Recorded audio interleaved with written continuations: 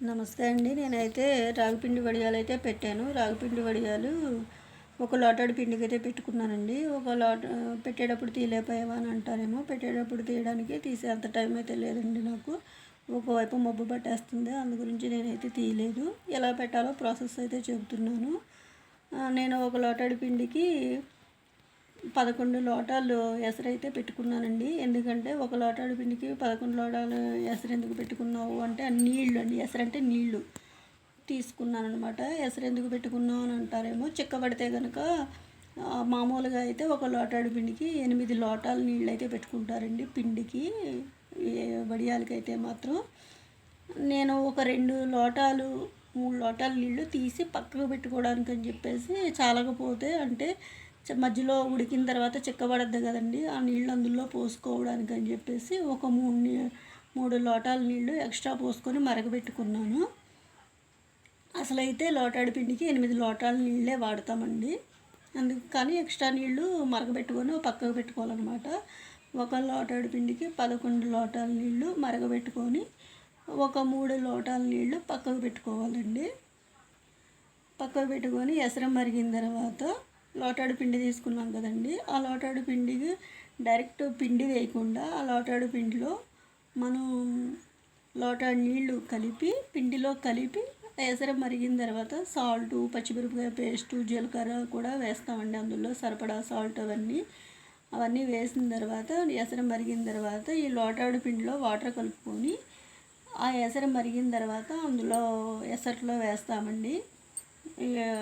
గరిటె జారుగా మనం దోసల పిండి ఎలా అయితే కలుపుకుంటామో అలా అయితే కలుపుకుంటాము.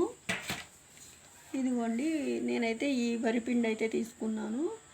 ఈ వరిపిండి నేను లైట్గా బరకగా అయితే తీసుకున్నా. కొంచెం బరకగా ఉంటే కొంచెం టేస్ట్గా ఉంటుంది, క్రిస్పీగా ఉంటాయని చెప్పేసి కొంచెం బరకగా ఆడించుకున్నాను.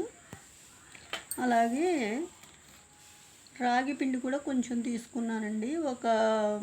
ఇది నేను ఈ చిన్న గ్లాసు చూపిస్తున్నాను కదా, చిన్న గ్లాస్ కాకుండా ఇందులో సగం అయితే తీసుకున్నాను. ఎందుకంటే నేను లోటాడు వరిపిండి తీసుకున్నాను కదా, అందులో సగం మాత్రమే వేసుకున్నాను అన్నమాట.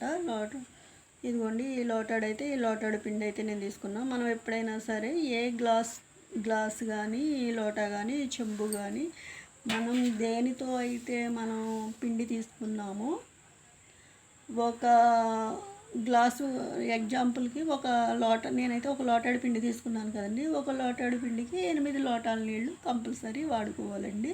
ఇంకో లోటా నీళ్ళు మనం వరిపిండిలో అయితే కలుపుకుంటాం అన్నమాట. చల్లనీళ్ళే కలుపుకోవాలండి. 8 లోటాల నీళ్ళు మరగబెట్టి ఎసరు వచ్చిన తర్వాత అందులో సాల్టు, జీలకర్ర, పచ్చిమిరపకాయ పేస్టు ఇవన్నీ వేసి సరిపడా ఎక్కువ కారం ఉండకూడదండి. కొంచెం ఒక లోటాడు పిండి కాబట్టి మనం ఒక 5-6 పచ్చిమిరపకాయలు మాత్రమే పేస్ట్ పట్టుకొని వేసుకుంటే సరిపోతుంది. మరి ఎక్కువైనా ఘాటు ఎక్కువైపోతుంది, పిల్లలు అయితే తినలేరు కదా. ఎసరు మరిగిన తర్వాత పచ్చిమిరపకాయల పేస్టు, సాల్టు, జీలకర్ర అందులో వేసి పొంగు వచ్చిన తర్వాత మనం లోటాడు పిండి తీసుకున్నాం కదా, లోటాడు పిండికి లోటాడు నీళ్లు కలుపుకొని అలాగే రాగి పిండి కూడా సగం చిన్న గ్లాసు తీసుకొని ఆ లోటాడు పిండిలో కలిపి మనం ఎసరు మరిగిన తర్వాత అందులో అయితే వేసుకొని సన్న మంట మీద ఉడకబెట్టాలండి. జిగురు వచ్చే వరకు ఉడకబెట్టాలన్నమాట. సాల్ట్ సరిపోయిందా లేదా చూసుకోవాలి మనం. పొయ్యి దగ్గరే ఉండి స్టవ్ అయితే స్టవ్, పొయ్యి అయితే పొయ్యి దగ్గరే ఉండి జిగురు వచ్చే వరకు పొంగు రావాలండి. అంటే జిగురు మనం పట్టుకుంటే జిగురు అంటుకుంటుంది చూడండి, ఆ విధంగా ఉడకనివ్వాలి. బాగా ఉడకనివ్వాలన్నమాట. చాలా టైం పడుతుంది వడియాలు ఉడికేసరికి. ఇదివరకైతే కాటన్ చీరల మీద అయితే పెట్టేవారండి. ఇప్పుడైతే కాటన్ చీరలు యూజ్ చేయట్లేదు కదా. నేనైతే ఇంట్లో సిల్క్ చీర ఉంటే సిల్క్ చీర ఆల్రెడీ ఒకసారి వేడి దాని మీద పెట్టకూడదని తడిపి నీళ్ళు వాడే వరకు ఉంచుకొని సిల్క్ చీర మీద అయితే పెట్టాను నేను వడియాలు ఎండలోని. ఎండ అయితే గట్టిగా ఉన్న ప్లేస్లో అంటే ఎక్కువగా ఉన్న ప్లేస్లో ఆరబెట్టుకోవాలండి వడియాలు. స్టార్టింగ్ అయితే మనం కొంచెం పొద్దుటే 7 గంటలకల్లా పెట్టేసుకున్నాం అనుకోండి, నేడు ఉంటుంది కదా, మనం వడియాలు పెట్టే టైంకి అయితే ఎండ వస్తూ ఉంటుంది అనమాట. స్లోగా వస్తూ ఉంటుంది, కొంచెం అంత ఎండ అనిపించదు. 7 గంటలకు స్టార్ట్ చేసాం అనుకోండి 8-9 అయిపోతుంది. ఒక లోటాడు వడియాలు కాబట్టి అలా కంప్లీట్ చేసేసుకున్నాం అనుకోండి, ఈ వడియాలు సాయంత్రానికల్లా ఆరిపోతాయి. అలాగా ఈ విధంగా నేను పెట్టిన వడియాలు మబ్బు పట్టింది కాబట్టి నిన్న ఈరోజు 2 రోజులు టైం పట్టిందండి.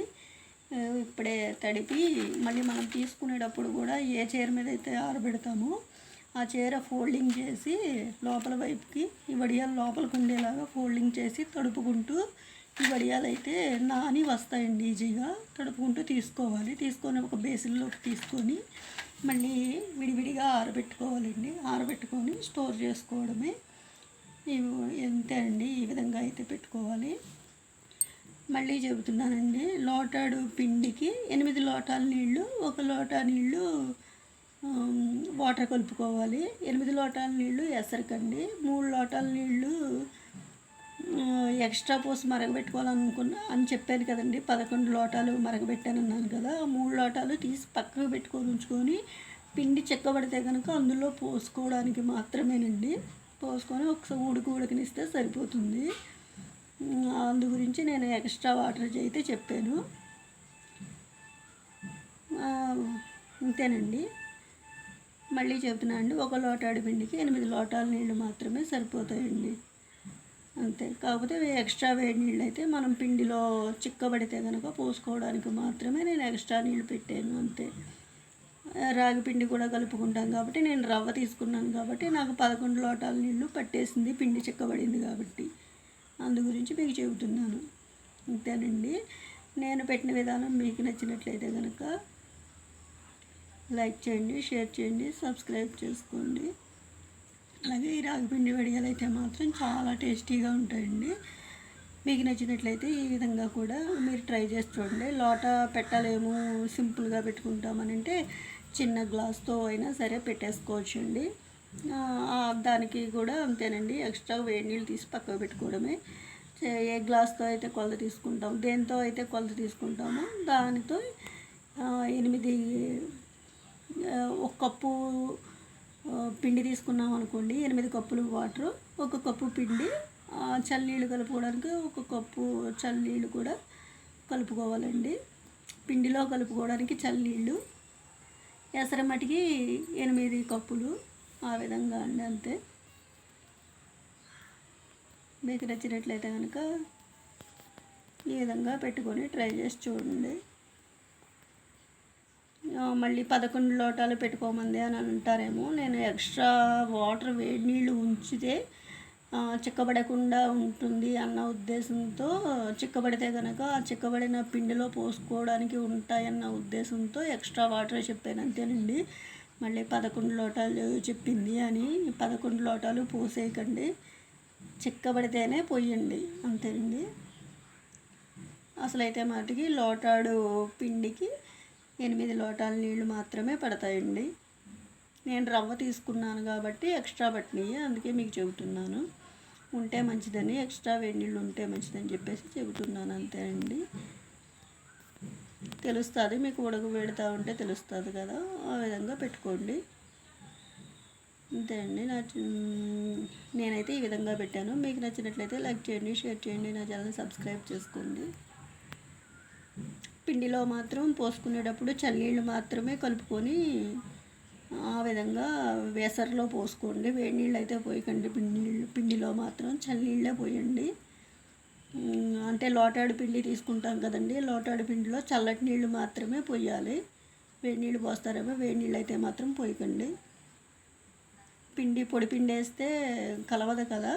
మనం ఉండ్రాళ్ళకి ఎలా అయితే మనం వాటర్లో ఉండ్రాళ్ళకి వరిపిండి కలుపుకోవడానికి పిండిలో చల్లనీళ్ళు ఏ విధంగా అయితే కలిపి పోసుకుంటామో అలా పోసుకోవాలండి. అంతే. పొడి పొడిలాడుతూ ఉంటుంది కదా. ఒకేసారి మనం పిండి పళంగా ఎసట్లో వేస్తే పిండి ఉండల కింద గడ్డలు కట్టేస్తుంది అని చెప్పేసి మనం లోటాడు పిండి ఒక గిన్నెలోకి తీసుకొని చల్లనీళ్ళు 1 లోటా వాటర్ లోటాడు పిండికి లోటాడు నీళ్ళు అందులో కలుపుకొని అప్పుడు ఆ ఎసట్లో అయితే పోసుకోవాలండి. అంతేనండి నేను చెప్పేది. మీకు అర్థమైంది అనుకుంటున్నాను. నేను పెట్టిన విధానం మీకు నచ్చినట్లయితే కనుక లైక్ చేయండి, షేర్ చేయండి, నా ఛానల్ సబ్స్క్రైబ్ చేసుకోండి.